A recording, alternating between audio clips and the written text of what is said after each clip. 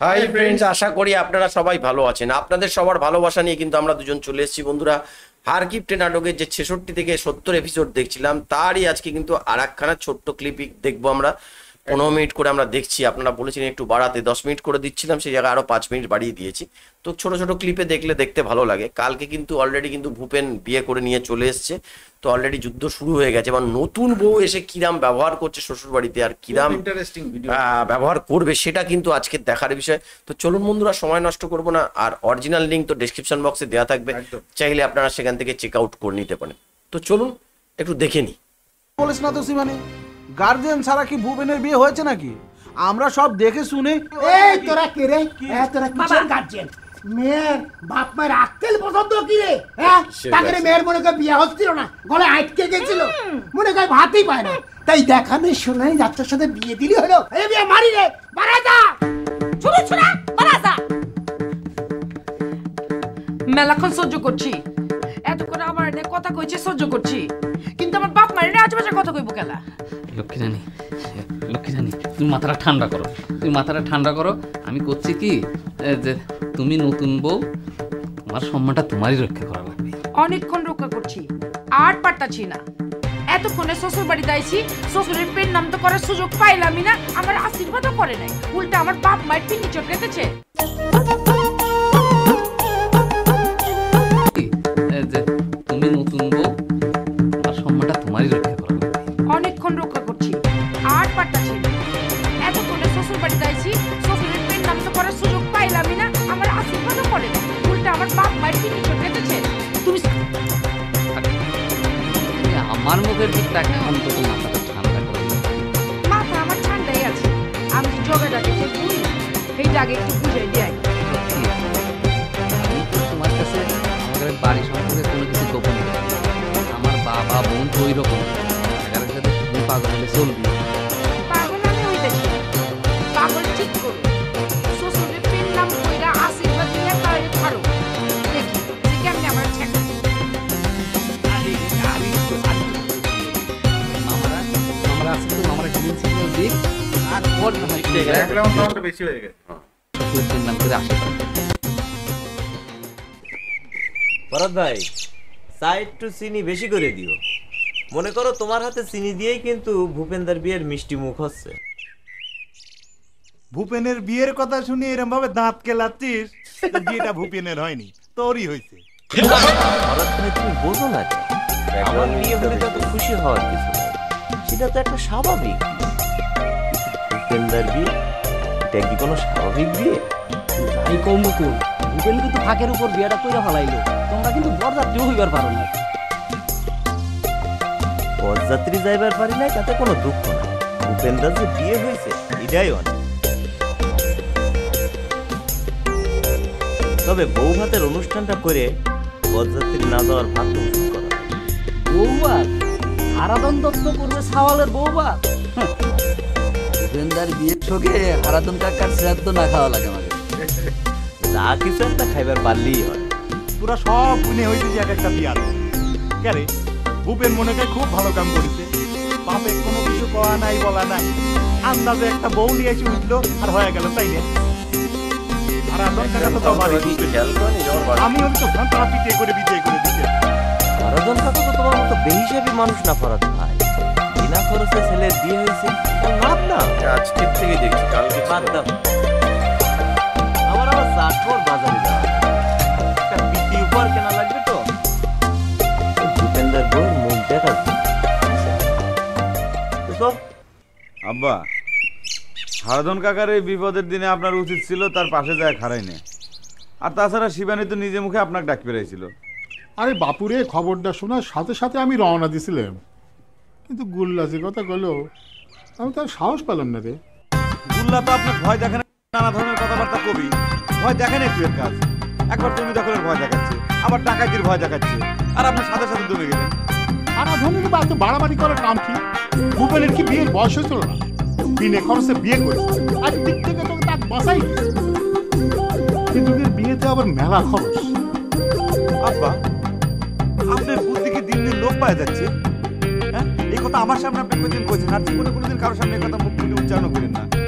আপনি বলছেন যে ভুবনের বিয়ের বয়স হয়ে গেছে, হারাধন কাকা যদি উল্টে যদি আপনার উপর আক্রমণ করে খায়া বসে যে আপনারও তো 3 সাল, তাকেও তো বিয়ের বয়স পার হয়ে যাচ্ছে, তখন আপনি কি উত্তর দেবেন? সবে তো দিয়ে দিয়েছে না, সেই কথা তো আমি চিন্তা করিনি, তখন না রে বাবা, আমি বিপদ যেন আমার চারদিক থেকে ঘনায় আসতেছে। আরে হারাধন দত্ত একটা সাওয়াল দিয়ে দিয়েছে তার খানেওয়ালা একটা বাড়িতে, কিন্তু মেয়ে বিয়ে দিবি তো সমান সমান, আমার তো লোকসান রে বাবা। আব্বা, আমি তো অন্য কথা ভাবতেছি। ভূপেন যে অকামটা করেছে, আপনার 2 সাওয়াল যদি ভূপেনের দেখা দেখি একই রাস্তায় হাঁটা শুরু করে, তাহলে পরে তো সর্বনাশ হয়ে যাবে। আমি রাত্রির বেলা আপনার ভাগ্যের সাথে ওই দুইজনের যে সলা পরামর্শ করতে দেখলাম। এই তোর কি ধারণা ভূপেনের বিয়েতে গোল্লার হাত আছে? আব্বা, ওই ছেলের কালো হাত কিন্তু সব জায়গা আছে। কালো হাত যদি আপনি ভাঙিয়ে দিবেন না পারেন, তাহলে পরে কিন্তু আমাদের সংসার ধ্বংস হয়ে যাবে। এটা কি অন্য কোনো ক্লিপ নিয়ে নিলাম নাকি? আপনি সময় নষ্ট করবেন না। সুখীর বাপের সম্পত্তি যত তাড়াতাড়ি সম্ভব আপনি রেজিস্ট্রি করে ফেলা দেন, করে কিন্তু আমের আমও যাবি, ছাড়াও যাবি। এসব তো শুরু হয়েছে, একবার গোল্লা যদি ইয়ে ভিতরে মাথা ঢুকে, তাহলে করে কিন্তু আমাদের আরো সর্বনাশ হয়ে যাবে।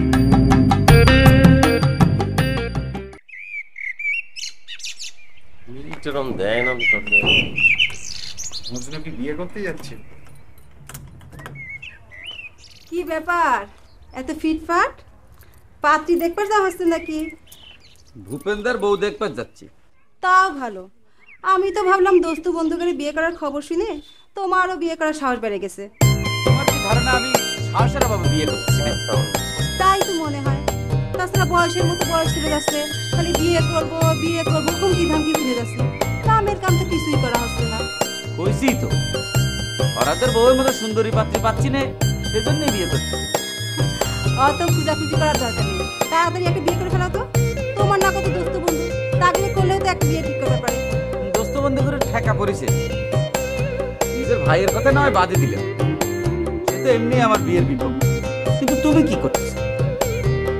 তুমিও তো দেখে শুনে তোমার আত্মীয় স্বজনের মধ্যে আমার একটা বিয়ে দিবে পারো ভাবি।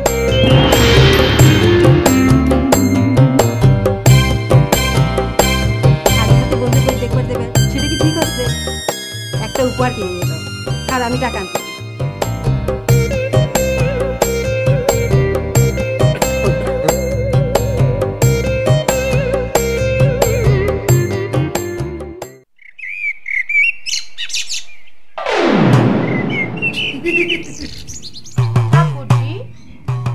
হতো আমার মনে হচ্ছে এটা কোনো অন্য নকল ক্লিপ কেউ দিয়ে দিল।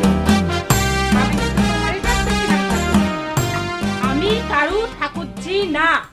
তাহলে তুই কে রে? এবারে চাকরানি।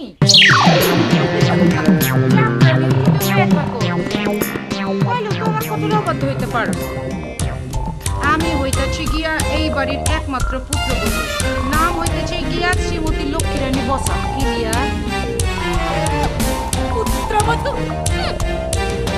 পুত্র যে আমার বাবা ক্যান্সেল করে দিছে, খবর কি কেউ রাখে? গায়ে ধরে পুত্রবধূ থাকবে, অত সস্তা না। সব খুলে আটা পিঠে ভিজে ব্যবস্থা করো, মনে রাখে না। তোমার একটা কথা আমি কয়ে রাখি, হয়তো এটাই আমার পয়লা, এটাই আমার শেষ। আমি কিন্তু ভালোর ভালো মন লেখা। আমার সাথে যদি ছোট রাতের ফায়দা করো, তাহলে আগর ভালোবাসা পাই, নাইলে কিন্তু খালি মিলান ঠাকুরবো। আমি তো তোমার পুস্তা ছিলাম। এই টাকাগুলো নিয়ে তোমার একটু চাটমোড় বাজারে যেতে। ওই চাটমোড়ের রসগোল্লা খুবই স্বাদে। আমার দাদার বন্ধুরা এবার নতুন বউ দেখতে, তারপরে একটু আদর আপ্যায়ন করতে। রান্না কোনটা কোন দিকে? এখন আমাদের মামু হারাধন দত্তের ফ্যামিলির বর্তমান পরিস্থিতি কি বলেন দি? থমথমে বলতে পারিস। প্রাথমিক অবস্থাটা সামলে নেওয়া গেছে, বুঝতে পারছিস? যাই বলিস ভাগ্নে, আমাদের বৌমা কিন্তু একেবারে খুঁড়ো ধরো মেয়ে। আমি রীতিমতো মুগ্ধ। খুঁড়ো দার কি, অত খুঁড়েই অগ ফ্যামিলি তো আমি ছোটকালেতে চিনি। আর ভাই বেগার যারা আছে এরা আপনার মনে করেন এই খুর ড্যাগার রামদাও, তারপরে ওই কোষ মাছ মারে যে এসব ধারালো জিনিসপত্র ছাড়া কথাই কয় না ওরা। ধারালো হোক, তোর মতো ক্ষুধর ধারালো দেখিনি আমার জীবনে ভাগ্নে। আমিও কিন্তু বলাদার সাথে একমত। তুই যে খেলাটা খেললি ভাগ্নে একেবারে তুলনাহীন। খেলা তো মামা মনে করেন আমি আমার নিজের জন্য দেখি, দেশের যে বলদ সলদ বন্ধু বান্ধব আছে তাদের জন্য খেলা দেখি। আমার কথা কি উঠছিল না? ট্র্যাক্টর পাইছি নাই? না না ভাগ্নে, তোর কথা তো ভুলে পৌঁছাতে পারিনি। বুঝলাম কি ভাগ্নে, আমাদের মিশনটা তো মনে কর যে একেবারে সাকসেস হয়ে গেছে। এখন মনে হয় যে আমাদের লোটা কম্বল গুটিয়ে ফেলা উচিত। কি কর না তো তারপরে আসলে হয়েছে কি ভাগ্নে, আমাদের তো একটু সমস্যা আছে তুই জানিস। আবার যদি কেউ আকর্ষে এটা কি বলবো, এর লিগে ভূপেন এরকম একলা হালাই থেকে যাওয়াটা কি ঠিক হবে আপনাকে? ভাগ্নে কিছু হবে না।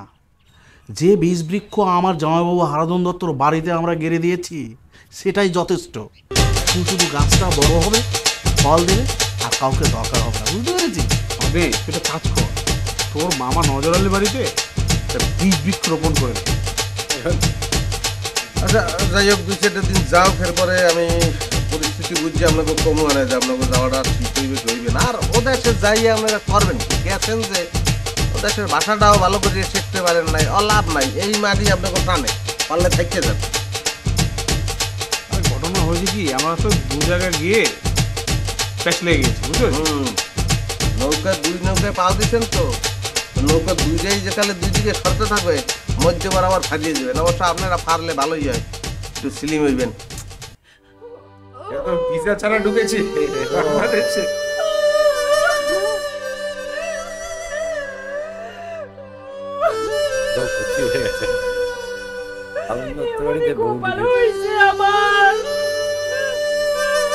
বাবা বাবা, তোমার বেটার বউ কিন্তু আমার চাকরানি পায়া গাল দিছে।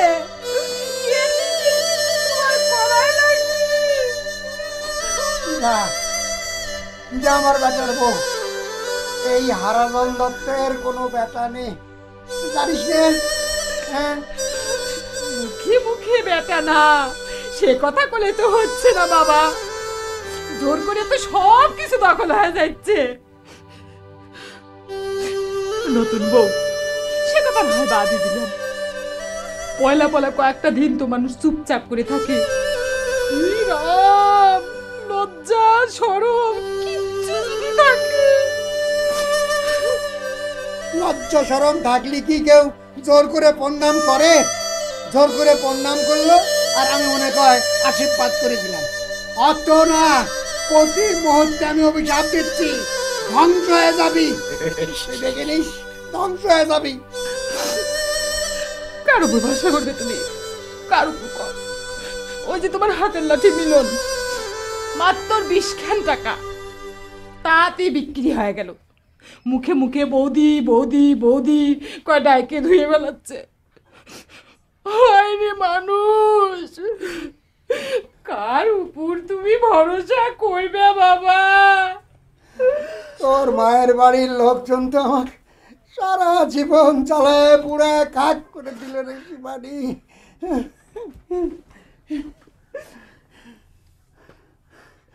আর ওই তুই অসুর আমার মাথায় যে আম্বা করে বাড়ি মারবি আমি স্বপ্নেও কল্পনা করিনি রে মা।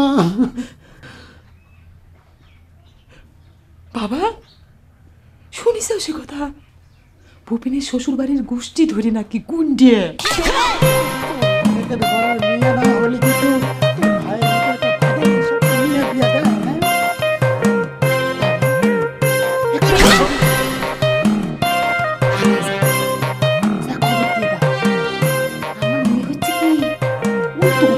মানুষের নামে থাকতে পারে।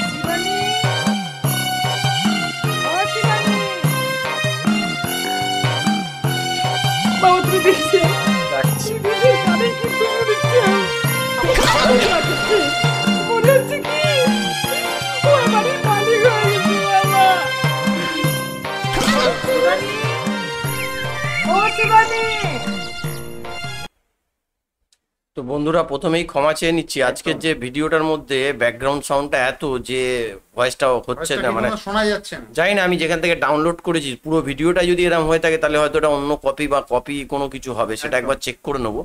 তো আজকের জন্য সত্যি কথা বলতে খারাপ লাগছে, কারণ এত সুন্দর একটা ভিডিও সেই জায়গাটা এত ব্যাকগ্রাউন্ড সাউন্ডটা এত বেশি দিয়ে ফেলেছে। সেটা জানি না অরিজিনাল নাটক এটা আছে দেখি, সেটা আমি সার্চ করে ইন্টারনেট থেকে দেখে তারপর কালকে আশা করি হবে না। তো বন্ধুরা যাদের ভালো লাগছে এই ধরনের নাটক দেখতে অবশ্যই আমাদের চ্যানেলটাকে সাবস্ক্রাইব করে নিন, আর যত পারেন আমাদের ভিডিওগুলো কিন্তু শেয়ার করুন। তো আজকের মতো এখানেই শেষ করছি, আবার কালকে দেখা হবে আপনাদের সাথে একটা নতুন ভিডিও নিয়ে। ততক্ষণে সবাই ভালো থাকবেন, সুস্থ থাকবেন।